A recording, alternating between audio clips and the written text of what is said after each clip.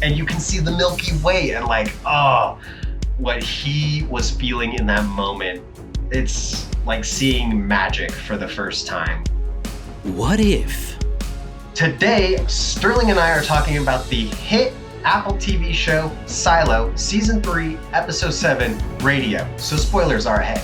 And we jump right in with Lucas and Patrick's mission into Silo 17. Juliette's trolley problem and the consequences that might arise. Billionaires, the mines, and more. Quick shout out to our channel members. Thank you so much for your support. We truly couldn't do it without you. It means a lot to us. And quick shout out to my South African friends, Sydney and Jimmy. All right, let's get into the episode. Let's jump in to the very first scene where we're getting Patrick Kennedy, Lucas Kyle. We're sending them out. I know last week I thought that it was going to be not exactly the very first scene, but sure. Well, I guess that's not the very first scene. The very first scene is Robert Sims with his son. It actually starts on Sims' son, Anthony, which I thought was an interesting shot. That's true. And then you see that Sims is with him, and there's like an interesting story that's been happening with Robert Sims and his son and Camille. But yes, it does quickly get to Kennedy, who I'm loving more and more. I didn't know it was possible. I know. Please continue. Okay. I don't know if I'm reading into this a little bit, but it seemed like Patrick Kennedy and Paul Billings' wife, do they have a thing going on? It felt like it a little bit.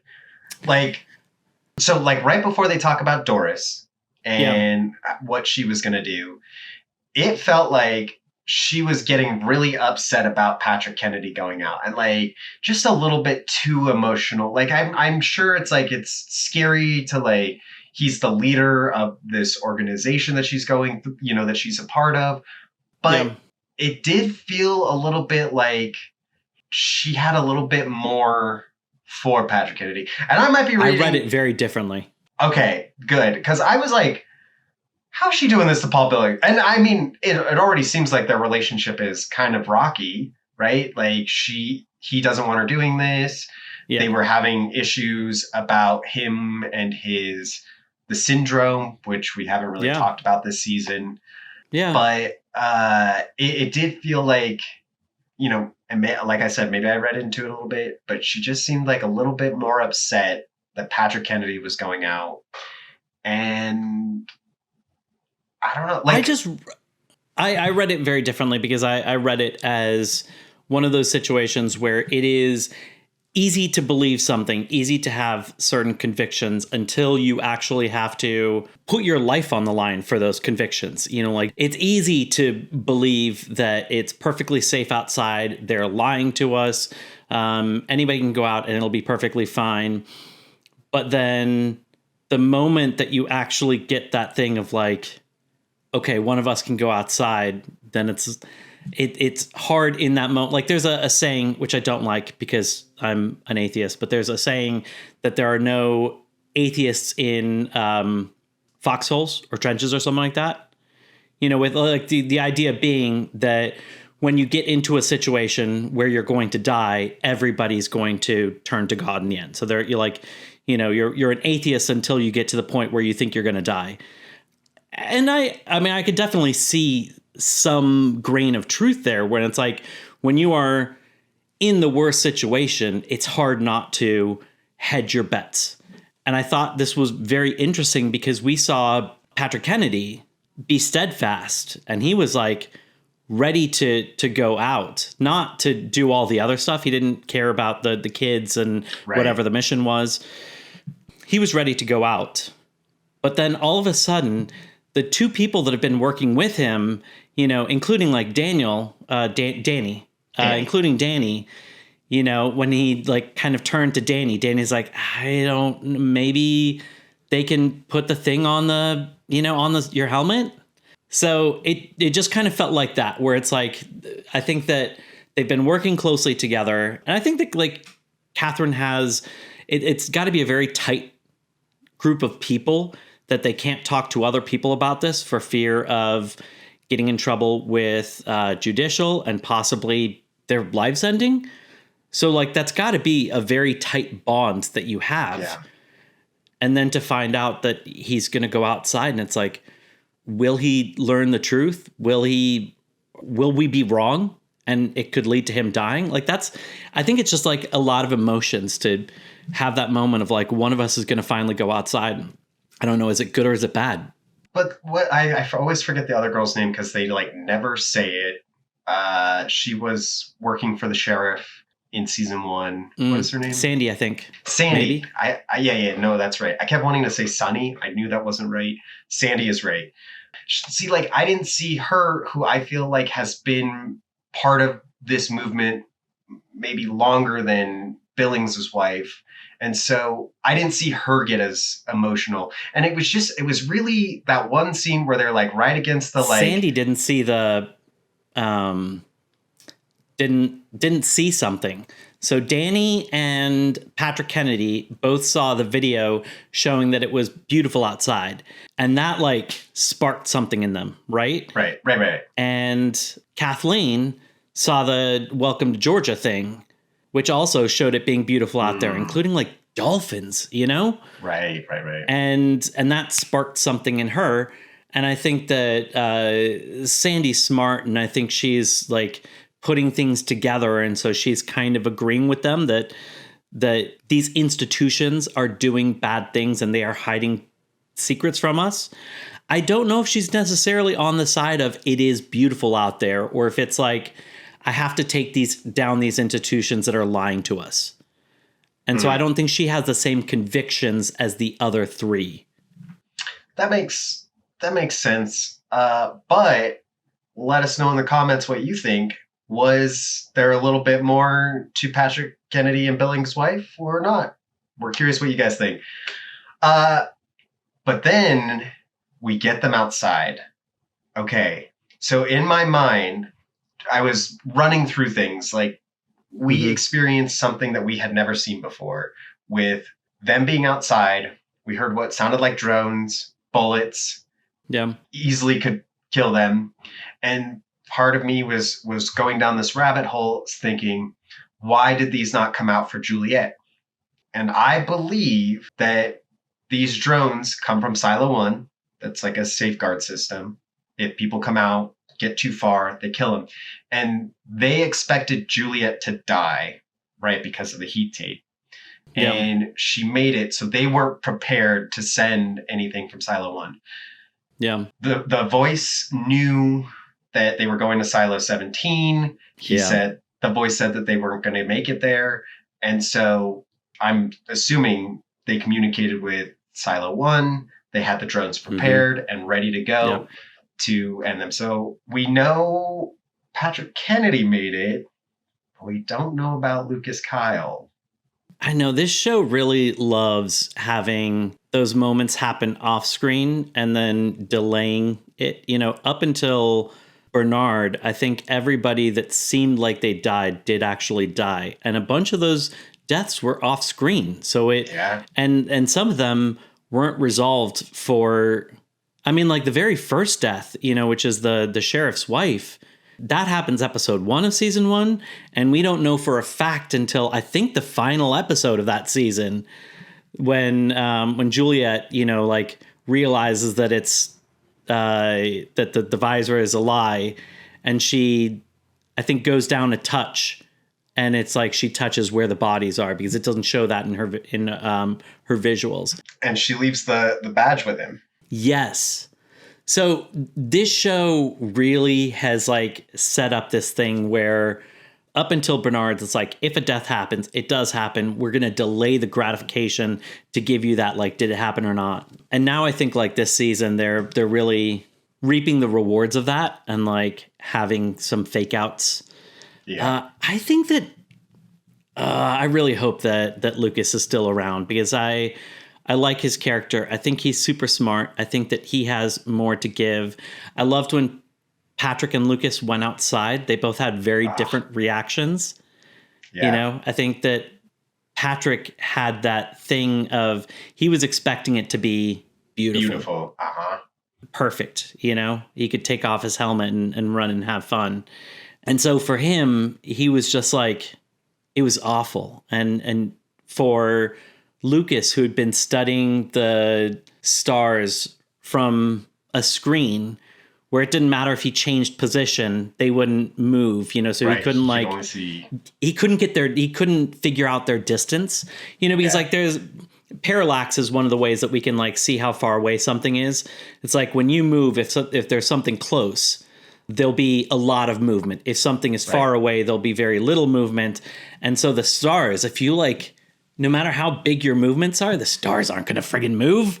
They're way too far away. Right. And so that must have been like the biggest, like he had no clue if they were like, you could reach out and touch them, or to get that thing of like, holy crap, how far away do those have to be? Well, and it's not even just how far everything was. If you think about the visor, or not the visor, but the screen in the cafeteria, it looks at a hill, and then the hill gives you that much sky that you're looking at. And he goes out there and he sees the whole sky, and it's covered with stars, and you can see the Milky Way, and like, I feel what he was feeling in that moment must have been this awesome magnitude. It's probably like seeing magic for the first time, where you're just like, what is this? This has not been in my brain for 40, 30 years of my life. And now I can just see this uninterrupted sky and maybe see shooting stars that are happening. You're just like, holy cow, this is amazing. But I also, like, back to Patrick Kennedy, I do feel it's important for him to be one of the ones going out there to see that it's bad, so that when he makes it back, he can be like, whoa, this is right. We can't go out there. Like, he is the leader of this movement that has been like, it is beautiful outside. And now he can be like, no, guys, I've been outside. It's awful. Like it's not going to work. And I'm not sure. Okay. So one of the big plans was they were going to bring the kids back. Yes. But they didn't bring any suits with them. So what is the plan to bring them back? How are we going to bring these kids back with no suits? I mean, I think that the kids were never the A plan. I do think that Juliette absolutely was going to follow through on her promise with Solo and with the kids. And it's like, I will figure something out. And so I think that this was very much a ploy of like, we need to figure out where the gas comes out. We need to deal with that, because once we deal with that problem, which is like the number one most immediate threat, then we have time to deal with all of the other problems. Sure. So I don't think that she had a solution to that. And I don't think that it mattered that she didn't have a solution, because she's come up with solutions to pretty much all the other problems. So it's like, we'll get to that when we get to that.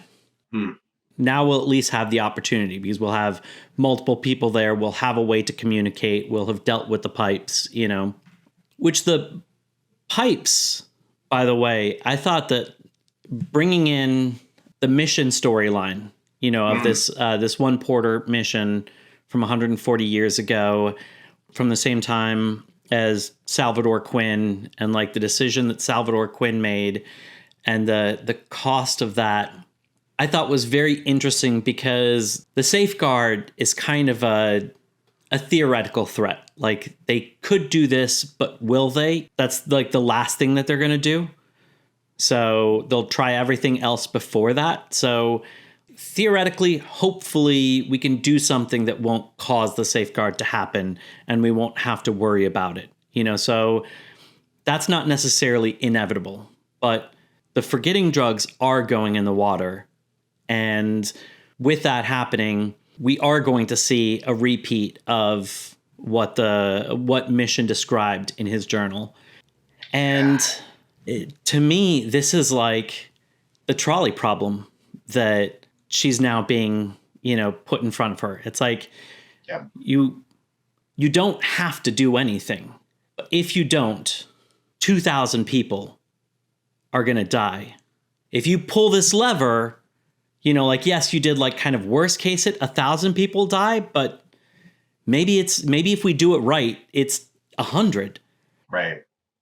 I did love, because I feel like last season they really framed when Lucas and Bernard were speaking about the forgetting drugs last time, and they're like, it led to 140 years of peace. That's like almost half the life of the silo, that it had so much peace. But yet reading Mission's view of the forgetting drugs and just how painful and sad it is that the drugs, they work, people forget, but then a whole swath of the population is just removed. Like 20% of the silo is removed because they can't handle the memory loss. The people were throwing themselves off the rails. They were coming for them.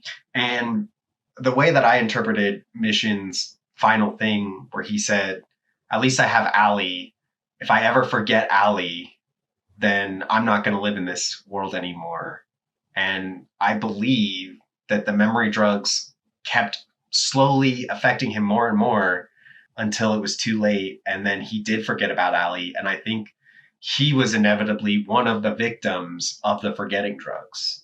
Or he forgot to write about it anymore. Either way, it's either Mission completely lost his memory and stopped writing, or worse, something happened to Mission. I think you're right with the first one. I didn't even think about, why did he stop writing? And considering what he had written just before, like, if this happens, I will do this. I think that's probably what happened. And that's so sad. And that goes back to, we talked about this when we first saw that, what's her name? Daniel's sister. Charlotte.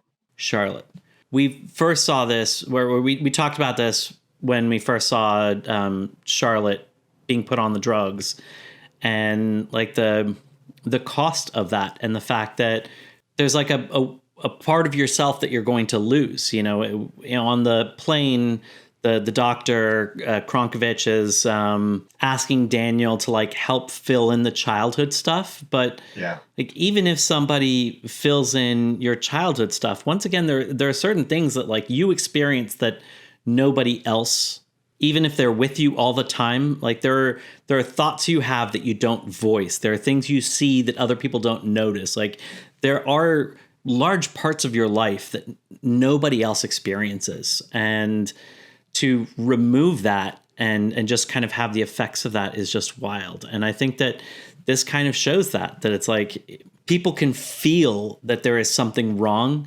And at least when they have companionship, they have other people there with them that can help them to go through this thing, it's more palatable. But when people are on their own dealing with that sadness of like knowing that there's something wrong and not being able to put your finger on it, that it has devastating costs. And that's so sad. Yeah. I mean, it must be terrifying in the silo when people are just forgetting things. And even like Mission having his partner, Allie, they're like, we're going through this together. We're both forgetting things, and it's scary, but we have each other at least. But it might get to a point where you're like, I'm living in this house with this complete stranger. Who is this? You don't know who I am. I don't know who you are. That's got to be very disorienting and very frightening. Right. And especially when you're locked in essentially a giant cage and you're like, just believe in the rules. Like, you just have to follow blindly. That's got to be, I don't know, that would mess with my psyche a lot, where I'd just be like, this is so weird. I have no idea what's going on. And I feel really bad. And also, I do kind of feel bad for Camille, which... Yeah. And I think this comes back to Salvador. Salvador Quinn. Salvador Quinn. I wanted to say Salvador Dali. I know that's a famous painter, so I don't know why. Love it. But so Salvador Quinn, I think this position, this head of IT position, it's like trolley problem all day long. right? It's like we have to do a couple of these bad things so that we can save the good of the silo. Salvador Quinn was, we have to do the forgetting drugs to be able to save the silo from this rebellion. And seeing how Camille was acting with Robert, I feel like she has lost a huge part of herself. Like, she was ready to kill the nurse in front of Robert because of like how far at her rope's end she is. And I feel so bad for her. And like, she's just put in this terrible position where she feels responsible for 10,000 lives. And she has to make really difficult decisions for the good of the silo. And it's hard to watch. I think a messed up part, there's a few messed up parts with like that position, head of IT. There's one, the aspect that this information is, essentially like top secret, and it's of a level of clearance that like nobody else has access to. So you can't talk to anybody about this, not even your other coworkers. At least I would hope that in our world, in those agencies, that you at least get to talk with the people that you work with. Yeah. To kind of wrestle with this to a certain extent. So she is completely on an island. And then on top of that, it's got to be really tough to take these orders from, like, what is it? Like, does she even understand what is in front of her? Because they've taken away so much. And it's like, does she think that this is a robot, a program, an AI, a voice? Like, what is her understanding of this? And why does she listen to it? Is it just because it's so knowledgeable about everything that you kind of trust it? Because it's like, well, it seems to have a grasp of everything. It understands what everybody's doing at all times, and it's able to like run these numbers. But that's got to be very tough, especially since it still withholds information from the head of IT. So it's like it didn't tell most of them about the safety protocol until they needed to know it. And then it mentions it, but it doesn't say what it is. For some time, we thought the safety protocol was just gas. We didn't know that there was a second level that they could release drones. Well, I don't know if each silo has these drones that it can release. I think that might all come from Silo 1. I agree with that, but I still think that's like part of the safety protocol, because it said that like that they were able to like temporarily stop the safety protocol, but you can't escape it. So I think that's kind of like part 2 of the safety protocol. It's like the fail-safe in case somebody deals with the pipes, that they do have this backup. Which makes me wonder if the people from Silo 17 that made it out, remember they were like, oh, the gas came from the pipe and that's what inevitably killed them. But they were outside. You would think that there would be enough, like they were able to breathe outside for a little bit.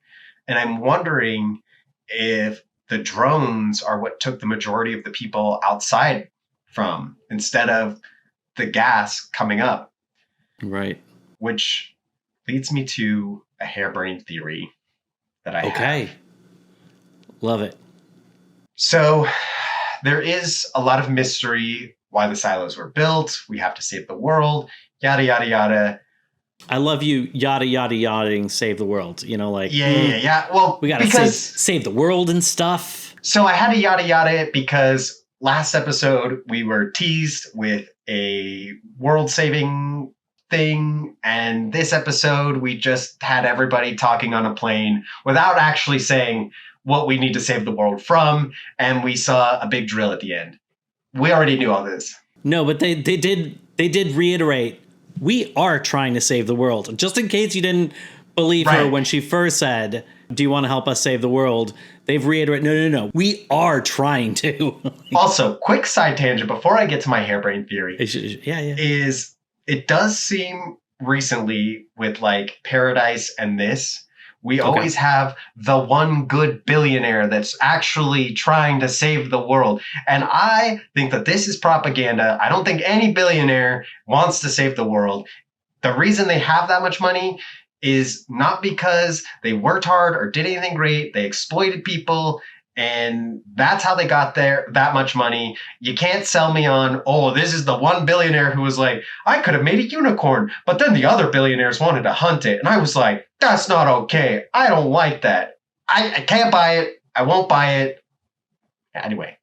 It's funny. I thought something very similar to you. I think that billionaires are extremely unpopular right now, with wage disparities as big as they are, where there's never been quite as large a divide between the people on top and the people below. And with things, with like prices continuing to go up and wages not keeping up pace, all these reasons, whatever the reasons are, billionaires are extremely unpopular. And so I really felt like that line about the unicorn thing was meant to endure us to this character, so that It was like what you described. It's like, oh, this is the good one, Right. And whatever you feel about them, don't feel that about this one. He's the good one. I mean, even a little bit, Only Murders in the Building did it. We were fighting the whole billionaires, and then what's her name? Why am I forgetting her name? Mabel. In the show? Mabel was like, oh, but like, maybe I can start dating this one. He's like actually one of the good billionaires. He's not just in it for money. And I do feel like we're seeing this trope a lot of like, there are these good billionaires, and I don't think, come cancel me if you want, but I don't think any billionaire is good. You don't need $1 billion. No person in the history of the world needs $1 billion. At that point, you're just being a gold hoarding dragon that is just making other people, children, single mothers, having a harder time surviving this world because you need to have a third yacht. Anyway, off my soapbox. I don't know. I like Warren Buffett. Oh, Warren Buffett. And I believe that he's planning on giving away his fortune before he dies, that it's not just going to go to his family, that he's planning on giving it away. He has actually lobbied for things like he thinks it's unfair that his secretary pays a higher tax bracket than he does. I really do think that he's one of the... I do think it is possible for there to be a good billionaire. Sure. And I will also give Warren Buffett his accolades. He has done a lot for conservation in South Africa. So we'll give him his accolades. Maybe one good billionaire, but he should fix the system. And he like pushes people to make wise decisions. Like he's pushing people to put their money into, we're getting into a side thing. We are tangent. But I do feel that this is a common trope that is happening where because they are so unlikable, the show, book, whatever it is, has to go out of its way to explain why this one is the good one. Which I will say with like Paradise, their billionaire that they had, they showed Sam as a billionaire that was trying to do the right thing, trying to save as many people as possible, but also like did some really nefarious things to get there. So she wasn't she was kind of a cold bitch on the way. Right. But she did kind of get more redeemed towards the end. So it was like, oh, she's still one of the good ones. Like she had a good heart the whole time. Anyway, back to this theory. My theory is there is nobody in Silo 1. It's all just basically the AI with its unlimited resources, whatever. I don't think there's any human people guarding it. Okay. I think we know now that they're in Atlanta, the Silo 18. Or just outside of it, Just outside of Atlanta. Very close to Atlanta. Somewhere. My theory is that outside of this silo area, the world is fine. There is no whatever world-crushing thing that was going to happen. And just in Atlanta or wherever they are, proper, Silo 1 has just eliminated anything that has come close to it and won't let anything out of this radius. And so people that are on the outside of it know of this area and they just avoid it because they're like, well, we can't go over there. We can't fly over there. Things get shot down. I think the world is fine. And just some people thought the world was going to end because of one thing. And I know we are going to see more with these little tiny things that were destroying things, maybe. But potentially they died out, ran out of juice, and there were pockets that survived. Society is thriving as normal. They're enjoying outside. And it's just this one area that is got these people trapped. That's my theory. I don't know. I said it was a harebrained theory. I don't quote me on anything. You know, I love being wrong all the time. So as you were talking, there's like one part that I think resonates with me. And that is, I do think that there is a real issue out there, or there was a real issue out there, and that they had to take steps in order to deal with it. And I wonder, but so I've been thinking about the people that we've considered kind of like the bad guys on this show. It started out with Judicial, and so it seemed like it was Judge Meadows. Right. And then we realized that she was kind of a patsy, and then we found out that, so we thought it was Sims, and then we found out Sims was just being controlled by Bernard.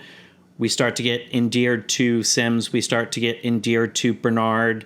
And as we get into this past timeline, there's the guy who's been tailing Daniel and Heather. He seems like the bad guy, but now he seems like he's part of this organization that claims that they are legitimately trying to save the world. And I think it's one of those situations where it's good to remember that, like, I think most media uses terms like antagonist and protagonist because things aren't always as like cut and dry as like good guy, bad guy. Right. And I'm starting to wonder if there are any bad guys in this show, if there are only antagonists, and that all of them have very good reasons and are honestly possibly even completely good people that are trying to do the best, but there's like this crappy situation that's going on. And I wonder if maybe the system that they set up to deal with whatever the problem is, that we're going to find out what that problem is, that they only needed to do something for a certain amount of time. But unfortunately, the instructions that they gave the AI to like protect the people inside and make sure that they didn't go out because of whatever was going to happen, that over time it misunderstood the prompt or it took it a different way. And so now it's one of those situations where they don't need to be down there anymore. And it's just continuing to do what it was programmed to do. Right. But it maybe is not getting the thing of like, okay, we're done, we can get out, Yeah, I do agree with that. I do think it's safe to go outside, and that they are just that the program is haywire, misunderstood. Maybe somebody was supposed to give it a thing like an all clear, and like those people, like maybe there were living people in Silo 1 and they weren't able to like continue their line, and so now there's nobody there to like give the thumbs up. Or they thought the problem was going to end, say, 500 years from now, from the creation of the silo, and it ended up ending in 100 years. And so now they're just like, okay, well, we have this predetermined amount of time that we have to get through. Right. I do think that it is safe to go outside. And just where they are, it's very barren because just that's where the silos are. It's can't grow stuff there. It's, basically destroyed the soil. And right. I could imagine a very Waterworld ending where you think the whole world is full of water, and then they get to Mount Everest and it's this lush island. Spoilers for Waterworld, sorry. But I think that, by the way, that one didn't deserve to get as bombed as it did. I'm not saying it's the best movie in the world. I like Waterworld. But like tanking his career and like going down as hard as it did, I think it was an okay movie. I thought it was pretty good. Very expensive, and it didn't do well. Fun fact. Do well. But I like Waterworld. But I could see a moment they come out, they're fine, and then they like travel somewhere and they find this like lush forest and there's all these animals alive there, and I could really see that coming to fruition for the end of this show. And I think that would be a pretty satisfying ending. It will be interesting to see how many silos survived. We know 17 didn't survive. Right. And were there a bunch of others that... I think there's 50 silos, right? I believe so, yeah. And I think one is one of them. So like 49 that aren't like one, probably. Right. And I think it's pretty... Like the fact that this one has had 2 rebellions over the course of its like 300 years... I think it's pretty safe to... Oh, and there were signs of plenty of other rebellions in the Digger Void. So I think it's pretty safe to say that that's something that's always a problem in there. You know, the real question is like whether or not they're able to be clamped down so that they don't get serious. Right. So I think like the constant threat of rebellion most likely has happened to all of these multiple times. You know, whether or not they got close or whether or not they got out, I think is the real question. And with 49 of them and like rebellion constantly bubbling, I would think that it's probably happened at least to one other one, if not many more. That's what I was thinking. I was probably thinking only, or I mean, I could see an outcome where like 10% of the silos make it. Because from my understanding, it did seem like before the like 140 years apiece, it seemed like rebellions were happening every 20 years. Like they were just constantly firing and not as successful and maybe not as crazy that they needed to put the forgetting drugs in it. But then once they do put the forgetting drugs in, it gave this very abnormal long time of peace, 140 years of peace. What if Juliette Silo is the last, I mean, other than like Solos has a few people, but that doesn't really count. It's like a handful of people. Right.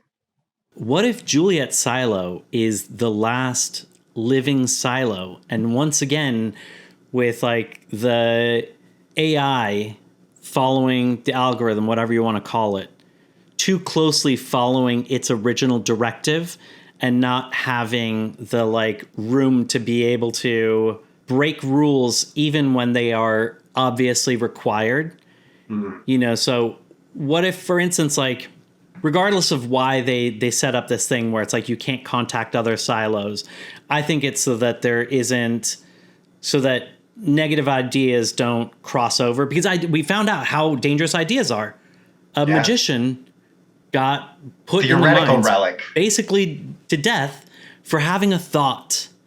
Thoughts are dangerous, okay? So I think like that's why they don't let people cross over, because like the only people getting out of a silo to go to another silo are people that are like part of a rebellion, and their thoughts, their rebellious thoughts are dangerous, so we got to end this. And I wouldn't be surprised if that is like one of the hard-coded rules that the algorithm has to follow. And so, like, even if Juliette Silo is the only remaining silo, that it's still following this dumb rule, even though it's like the rule was written to protect other silos' minds from being infected. But if there's nobody else alive, there's nobody else to infect. And if you do the safety protocol at this point, you kill humanity. Like, that's not why the safety protocol is there. It's to save the world. Which now leads me to another. We have this whole mission to stop the pipe from going off, the safeguard, if you will. What if, like you mentioned, Juliette Silo is the last silo, and the thing that stops the safeguard is they are the last silo. So the voice is threatening the safeguard to maybe try to scare a couple of the head people and be like, listen, we have the safeguard, and, if you keep doing what you're doing, we're going to release it and we're going to kill you.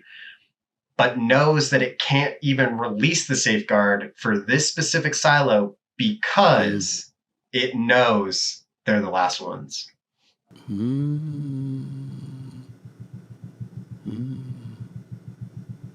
don't know. Interesting. Yeah. One last thing. Sure. You said there were no good guys and bad guys. I would argue that Glenn Harwood seems like a pretty bad guy. Maybe you think he's not. So? I don't know. He just seems like... No, come on. Glenn Harwood is somebody who... Imagine being a prison warden of a prison where the people that are sent there don't deserve to be sent there. And pretty much everybody that's sent there is going to die. Like, he basically said only a handful of people actually deserve to be in the mines. He said, something like 4 men, 2 women, something like that, And it seemed like most everybody else that goes through there are people that they made a mistake. I would say that a bunch of them didn't even make a mistake. They were unlucky. Like, if you find a relic, which there's no way that you can know that there's going to be a relic where you look. If you find a certain level relic, you're sent to the mines. That's not your fault. You're a magician. You come up with an idea of like a magic trick. How are you supposed to know that that's going to send you to the mines? So he knows that what they're doing is wrong. And then on top of that, he has the whole like class thing, where he's at the bottom of the rung, the bottom of the ladder, and people treat him like trash because of it, And he was like, just like every good parent that just wants to make their children's life at least slightly better than theirs. Like I think that's what good parents want, is like they want to improve their children's lives, even if it's just a little bit. He's like, I had my chance. My daughter was going to become head of supply. That is a respectable position. And it got taken away because, and obviously that's not the reason, but that's what he assumes because he's been looked down on his whole life. It's like it got taken away because she was looked down on because she's, like from the mines. And so of course it goes to somebody, above. True. I see how he could have a bit of empathy. I do feel like he has done a lot of nefarious things, his own words, and Holston didn't like him and had a bunch of investigations into him. And I like Holston, and I believe that Holston was the best sheriff we had since Juliette Nichols. He didn't say that he had done a bunch of nefarious things. What he said was implicit, and you could read it 2 different ways. I think he very much implied the like nefarious ways thing. He's, because Paul said like, Sheriff Holston opened up 7 investigations, whatever it was, and determined that you weren't, that you were a whatever, like basically like a bad person, Mm-hmm. And then he's like, well, were any of them, were any of those closed? And he's like, well, obviously I wasn't that. And so I think he was like basically insinuating that obviously I was a very good criminal because I got away with all of it. But he said he wasn't, which means you can read it the other way, which is like, obviously I'm cleared, like I'm not a criminal because I didn't get. So it's like it was open-ended and you could read it either way. Yeah, I guess. But still, Orla Kent was killed. Glenda Harwood, there was 2. How did Glenda Harwood get from 2 places in 10 minutes? It just doesn't add up too much. It's Knox's dad. Who's Knox's dad? Knox. So we find out from the brilliantly named, the most beautifully named Mark. Yes, right? Great Mark. Great. Best name in the silo. Really good name. Mark tells us that that Knox's dad still alive, built something, and because of that, Ed Harwood made the promise that the next person that goes, he would claim that was Knox's dad. Right. So I think that what he built was probably something that allowed them to move around much faster in the mines. I think that is the thing that has allowed Glenda to be able to go from one place to another place so quickly. So whether or not that is a vehicle, whether or not that is some kind of a rudimentary lift, that, or unless he like built some kind of like better tunneling device that can like, I don't know. He is part of this whole thing. Knox's dad? Oh, yeah. Oh, yeah. Do you think we've met Knox's dad? I don't think we have. You think he's just a mysterious guy that we haven't met yet? I mean, I think he's going to look a bit like Ed Harwood. You know, like he's spent too long in the mines. And I am sticking by what I said before as far as I think that Knox's dad is somebody that I think he's kind of like an Ed Harwood, kind of like a Patrick Kennedy, where he is searching for truth in his own way, you know, and trying to like, these are wrongs that are happening against us. And so I'm kind of fighting the man to get to the bottom of everything.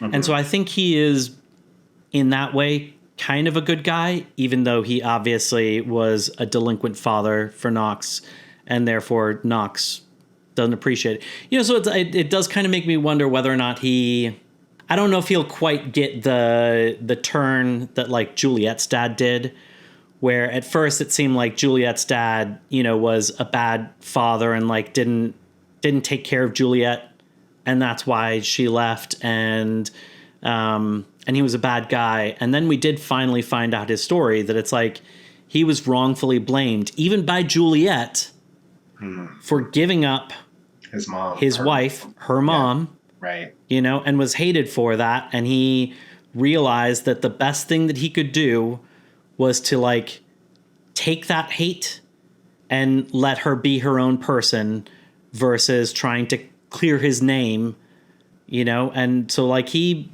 ended up being a great dude. I could see Knox's dad being a good dude, but Ed Harwood, who I was calling Glenn Harwood because I think I was mixing him up with Glenda Harwood. But Ed Harwood, I don't know. There's just, maybe they just made him to be unlikable, but still, Orla Kent's death, I feel that, I mean, it could be a random person. Actually, it could probably, you know who it probably is? Who's that? It's probably her boyfriend. Right? Because I do feel like they are setting it up to be Glenda Harwood and Ed Harwood to be the murderers. And we did find out actually that the boyfriend, because the boyfriend was the one that saw her last. I bet you're right, because the whole setup of it being Glenda seemed too obvious from the beginning. I wouldn't be surprised if she was aware of the problem, and maybe she was investigating it as well, which made her seem very questionable. Though I don't necessarily know if Glenda is innocent, because we did find out that Glenda also dated the boyfriend. They both had the boyfriend in common. She used that kind of loosely.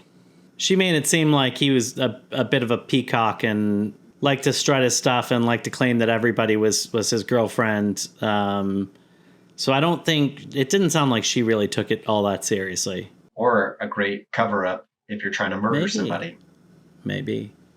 What might us?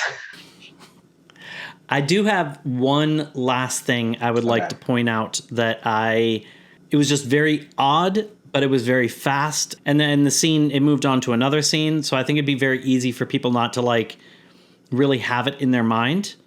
I don't really have much for this, but it still needs to be pointed out.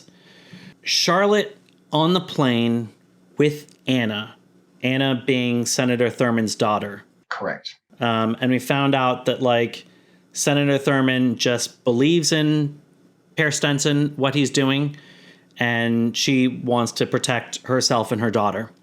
Anna asked something like, "Is there anything else I can do for you?" Mm-hmm. And I think that Charlotte said no at first, and then said, "You could rub my feet." But you could rub my feet. And I feel like Anna smiled a little bit at this, you know, like it brought her a little bit of pleasure, versus like, that was weird and random, because I don't know what this means. So at this point, I'm just kind of like spitballing.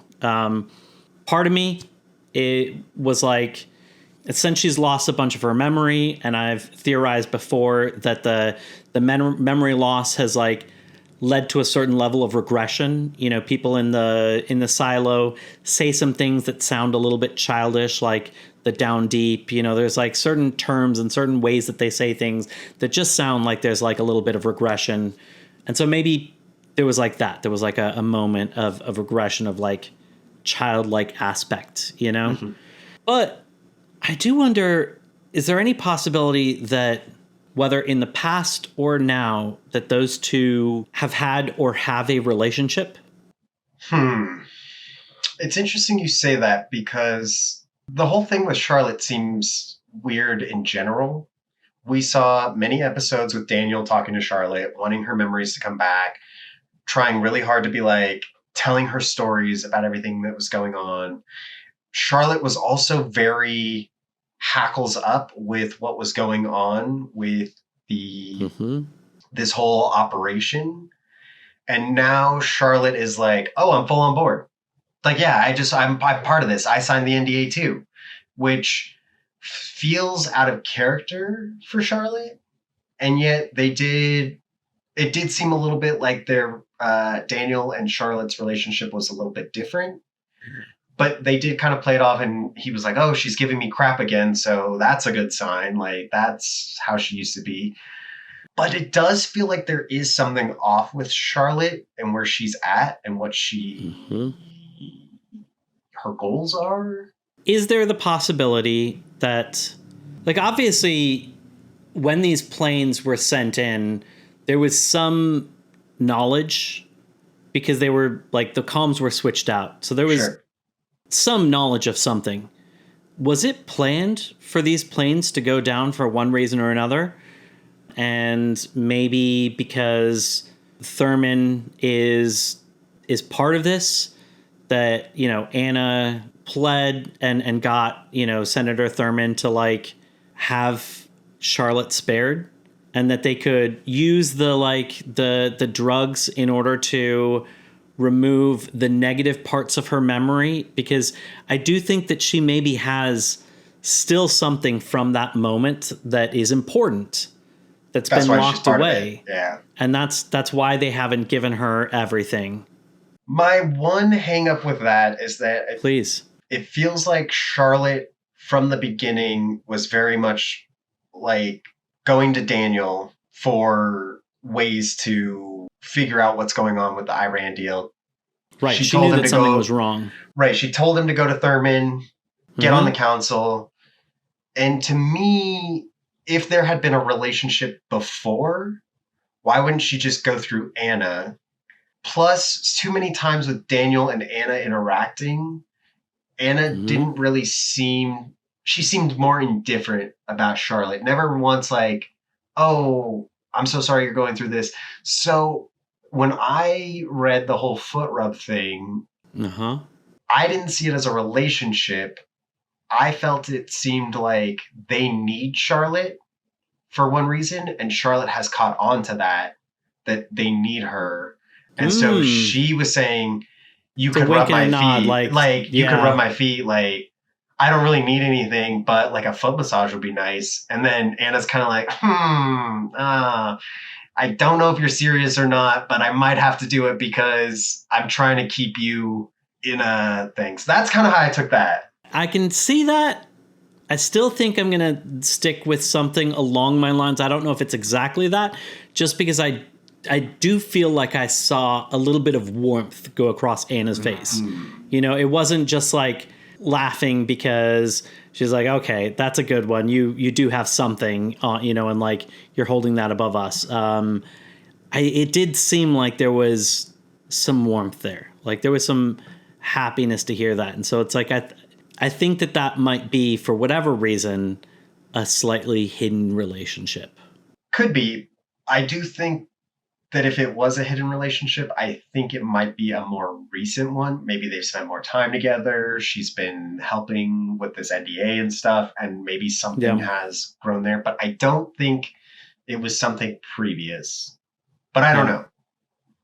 But again, let us know in the comments. What do you think? Are they in a relationship? Were they in a relationship? This is the question of relationships. Let us know.